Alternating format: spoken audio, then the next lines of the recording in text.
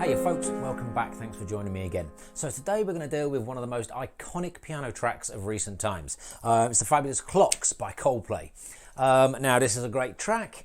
It's not got the simplest chords when we come to learn them, but there's not very many of them. This piece only really has like two and a half sections, if you like. Okay, so once you've got your head and your fingers around those, you're going to be able to play the whole piece. Okay, so as usual, I'm going to start with his main sections, then we're going to talk about the structure and rhythm, and at the end, bit of extra jazz to make it awesome. Let's do it.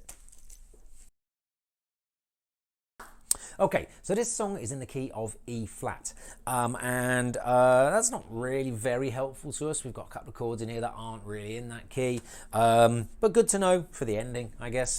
So let's start with our E flat chord. E flat, skip F, play G, skip A flat, play B flat. Okay, and what we're going to do is we're going to invert that to put the E flat on the top. Now, our chords for our verses, and loads of other stuff as well, but let's focus on the verse. I'm going to go E flat, then we're going to go to a B flat minor. Now B flat minor, B flat, C, play D, B flat, play F. That's the key signature, right? B flat, D natural. That is a happy chord, right? That's a major chord. And what we want to do is make it into a minor chord, and all we need to do that in root position is we take the middle note of our B flat chord, we drop it, we'll make it a D flat. Okay, and that gives us a slightly more melancholy sounding chord. Now, we were here, and we want B flat minor. So, those of you who've had these lessons before will know that I like to keep notes that we're already playing in the same position. So this one's in the middle, so let's have a look how we work that out. We need an F, which is easy, yeah. And what that means is this top one, it's just going to drop down as well, and that gives us this pivot motion. Yeah, so E flat, B flat minor. Our third chord out of 4 is also B flat minor. I'll give you that one for free. And then the last chord is F minor. This one is in the key of E flat. It's a 2 chord, so we're going to think F, skip G, play A flat, skip B flat, play C. Naturally a minor chord in that key. So that's going to give us E flat, B flat minor, pivot move, B flat minor again, contract to meet your thumb in an evenly spaced F minor chord. Yeah. Let's go out, I can't be safe, times that I try to swim against, brought me down upon my knees.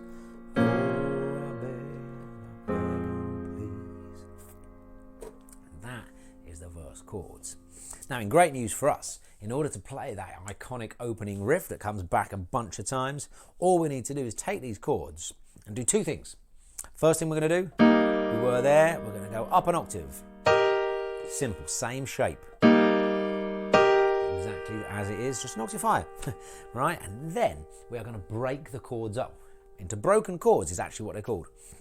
And you'll see we've got 3 notes. Right?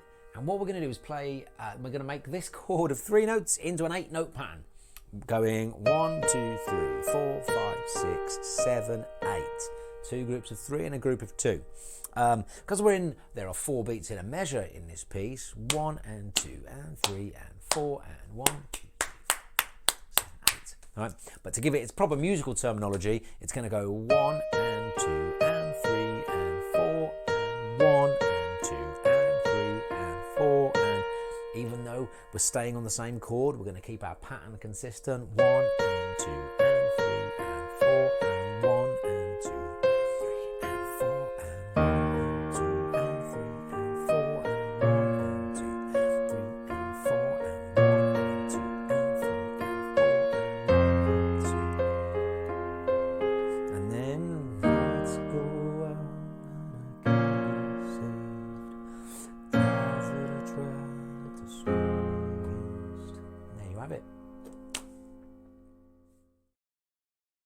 Okay, so what I've just taught you in those last couple of minutes is going to get you through the majority of the singing of the piece and loads of other sections as well. We'll cover the structure in a minute. But for now, let's talk about this other section. It's very similar. It's just a different kind of variation on this riff. And all we're going to do is we're going to go up again, and we're going to take it to here. There's your start. Okay, so this is kind of kind of a clash at the top there. Okay, all we're going to do, think about your E flat chord. Probably the best way to do it. Let's find that first. So we were here, and then we went up to there. And now all we're going to do, using this E flat here as like our bass note, our root note again, we're going to get into that position. We're not quite going to play that chord. We're going to use the A flat, G, E flat. Okay, different notes, same pattern. Yeah. And all we're going to do is we're going to keep this as a constant little clash at the top, right? And we're going to change our thumb note as if we're trying to kind of play those chords. So we've got our E flat. When we go to the B flat minor, because it's still that chord, we're going to pick up the D flat that was in that minor chord, right? So position 1, position 2, position 3. Now, I'm going to think about this as F minor. Would have been there, F, A flat, C. We've still got our clash at the top. We're picking up the C from the F minor chord. And instead, pretty much every time, I think every time we play this altered higher riff, referred to as riff 2 in the structure, we're going to play, instead of playing an F, we're going to play an A flat. Okay. With just those notes, you could argue that it's like an A flat major 7 chord, but the tonality of the piece there is that it's still F minor, it's just F minor slash A flat, which means if we were playing it without that riff, we would play that, right? So let's just walk through that again. We're going to go...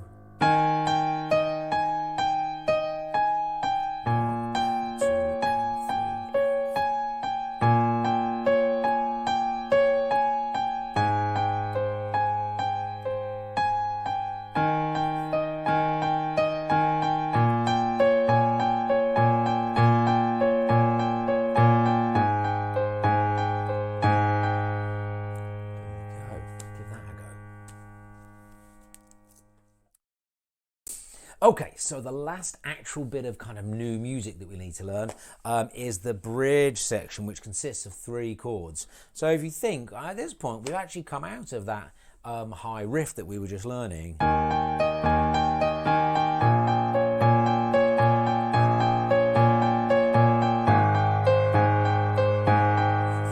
What we need to do is get into a G flat major 7 chord. Now, I'll be honest with you, for me, this is just always F sharp major 7, G flat. It's not a chord that exists in my head. But because of the key signature, it makes more sense to call it G flat major 7. Most important thing is we know what the notes are, and we know what it sounds like. So we are going to play G flat. We're going to play B flat. We're going to play D flat. Now that, if you want to think about G flat, difficult one to visualize, but look at your G chord, lives here, right? G, B, D, equally spaced, white notes, nice and easy to find. We make everything flat, right? And that just gives us that G flat chord. And what we want to know about G flat major 7 is that if we extend this up and play the octave, then now you've got 4 notes with your right hand, and your pinky and thumb are playing the same note. For a major 7 chord, we just want to drop that pinky by half a step. And it gives us this lovely jazzy sounding chord. Yeah, so over that again, we've got G chord, flat it to G flat, make the octave, and then just the pinky comes down half a step. And that's where we're going to take our G flat major 7 chord. Now from there, we're going to go to a D flat chord, D flat major. And this is great because D flat, let's work this out, D flat, E flat, F, G flat, A flat. There's your D flat major chord. Again, a bit of an awkward one to find, so take a good look at that. Now, if you remember, our top 2 notes here were D flat and F, so we've already got those. Nice. All we've had to do is move these 2 notes to there, to the A flat, so the G flat and the B flat become just one A flat with your thumb, and then you've got the D flat and the F at the top still.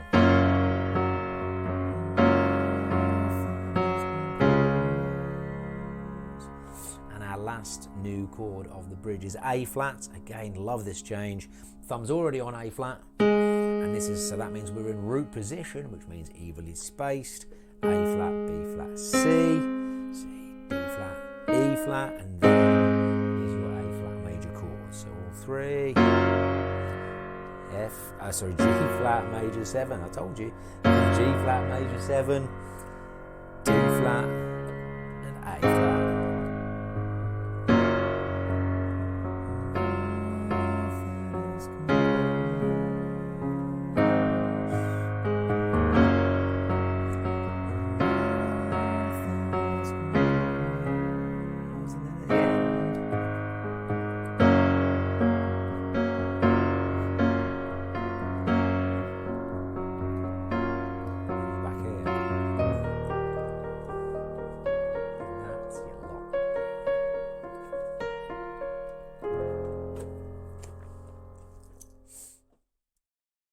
Okay, so let's talk structure. This is kind of, there's lots of bits which are similar, so it's kind of tricky. So let's talk through it. We've got our intro, nice and simple, 4 times round those chords with our etc, etc. Verse 1. Nice and easy. After that, we've got this with the piano riff.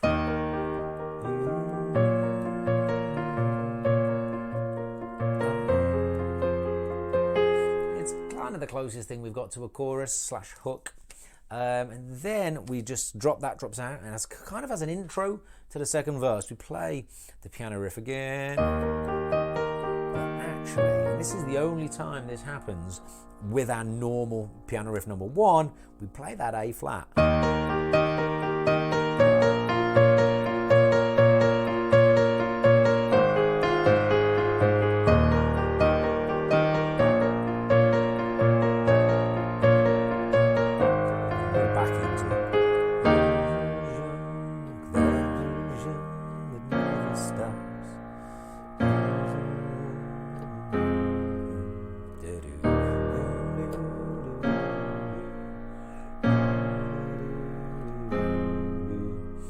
Then again, we've got the hook with the piano riff. That happens 4 times. Then this is where we bring in piano riff number 2.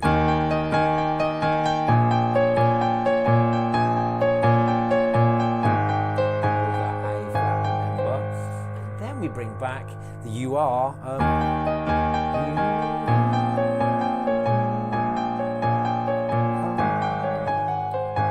Excuse me, right? And so then we've got that another twice, and then we're into go.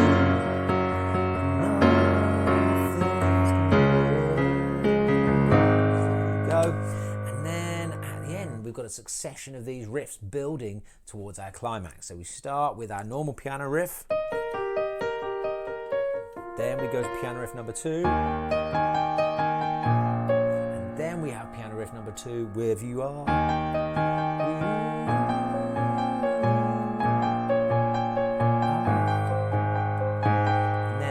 That second piano riff, we've got that little outro lyric, so it's home,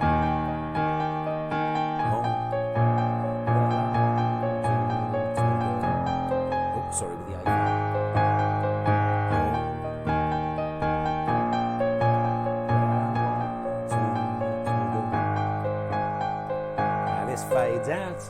You've got to decide how to end it. It's in E flat, so we could end...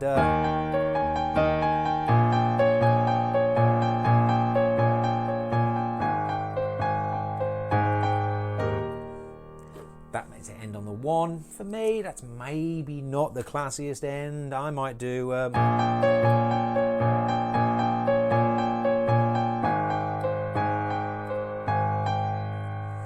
leave it unresolved. But that, your call.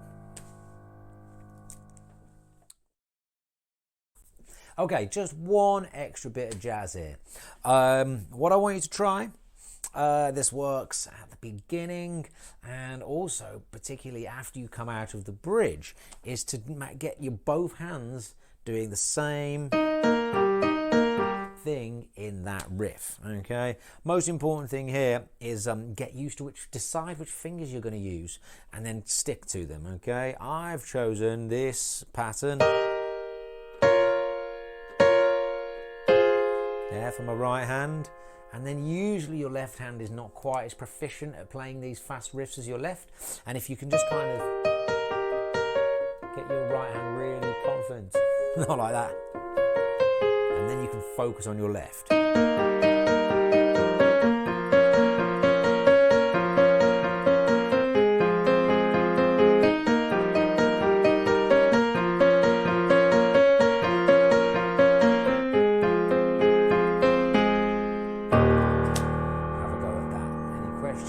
Comments, please let me know below. I'll see you in the next video.